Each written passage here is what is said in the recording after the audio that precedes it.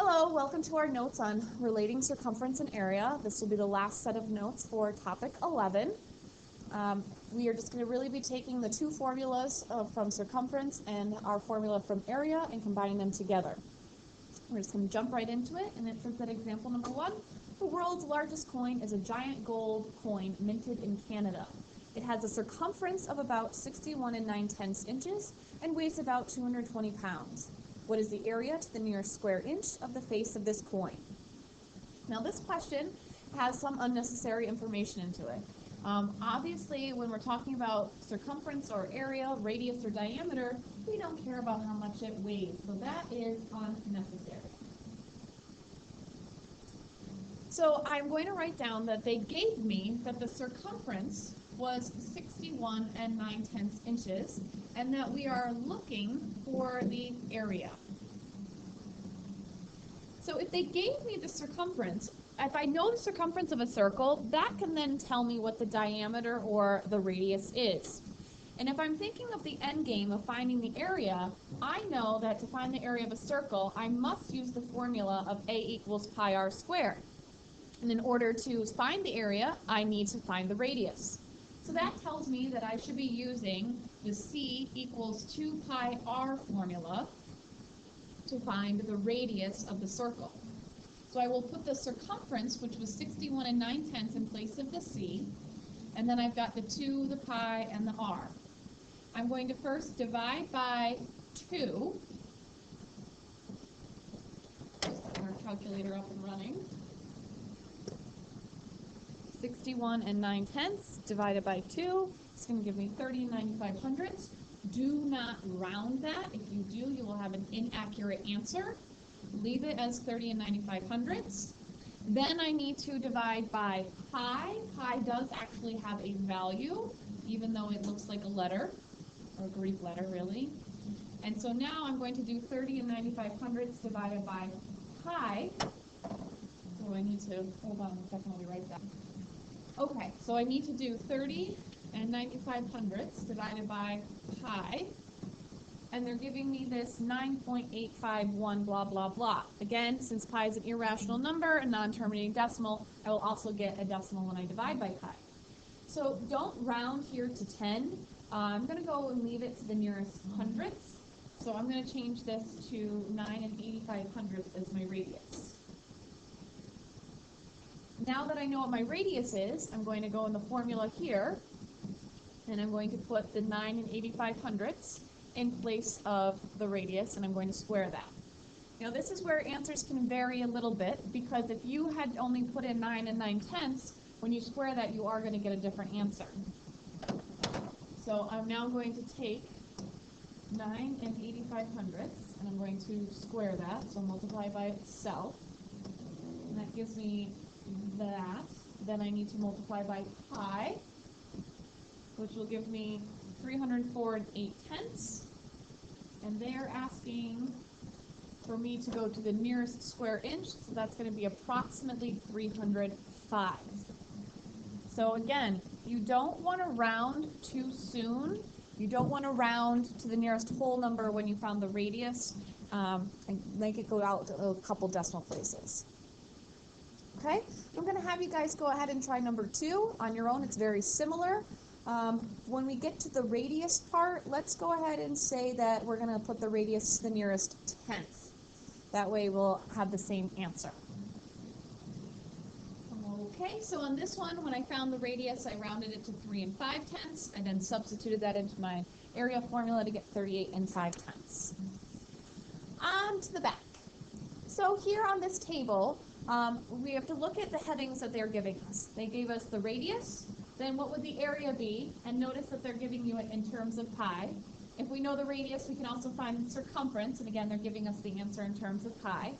They're then taking the A and dividing it by C, which is the area divided by the circumference, and then they are simplifying that into its simplest form. So we can go through and kind of fill this in pretty quickly here for the area side. Area, again, comes from doing pi r squared. So basically, we're just taking the radius and squaring it. So 6 squared would be 36 pi, 8 squared would be 64 pi, and 10 squared would be 100 pi. Then for circumference, that formula was 2 pi r. So I'm going to take the circumference of 6 now, substitute in the radius, and I just have to multiply it by 2. So 6 times 2 will give me 12 pi, 8 times 2 is 16 pi, and 10 times 2 is 20 pi.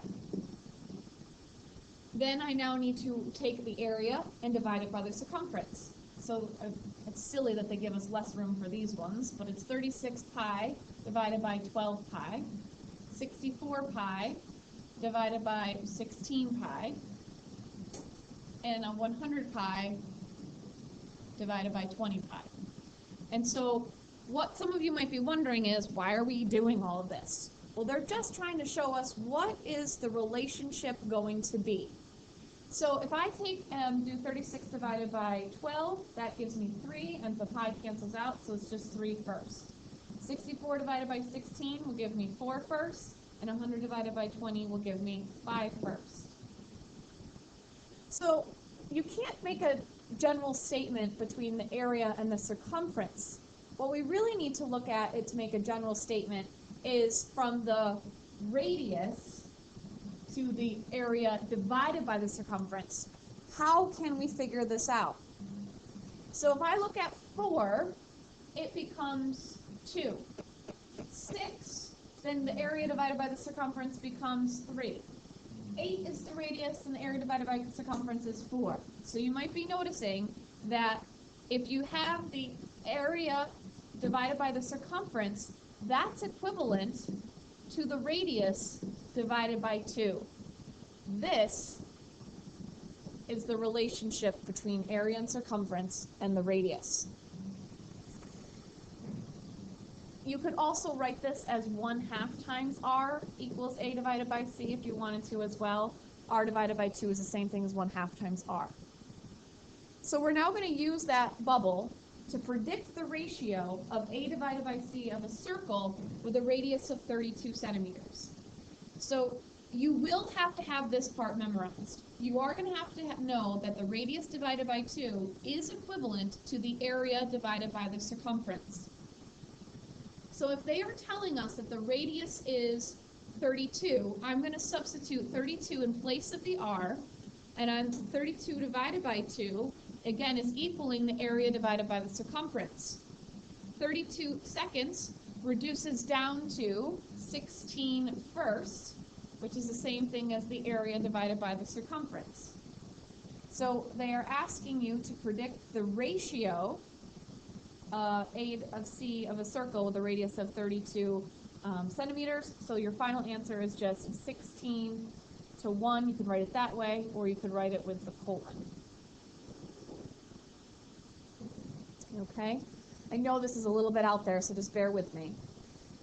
Question number 4 is giving us that the ratio of the area of a circle to the circumference of a circle is 11 to 1.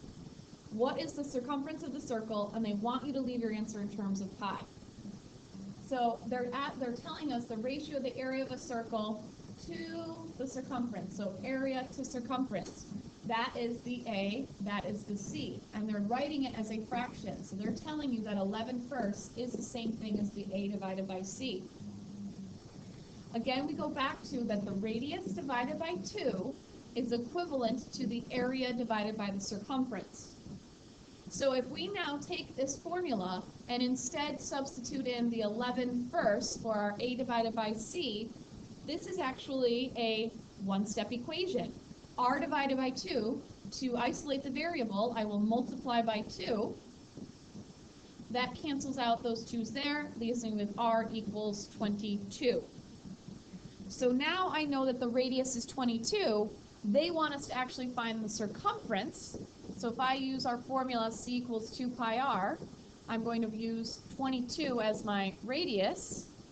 And be careful here, when you put this into your calculator, you do need to go 2 times pi times 22. You can't just type it all in. They want you to leave your answer in terms of pi, though, so I'm only going to multiply the 2 and the 22 to give me 44 pi. We will do some more practice problems with this, so if you have any difficulty, please let me know. Thanks for watching. We'll see you tomorrow.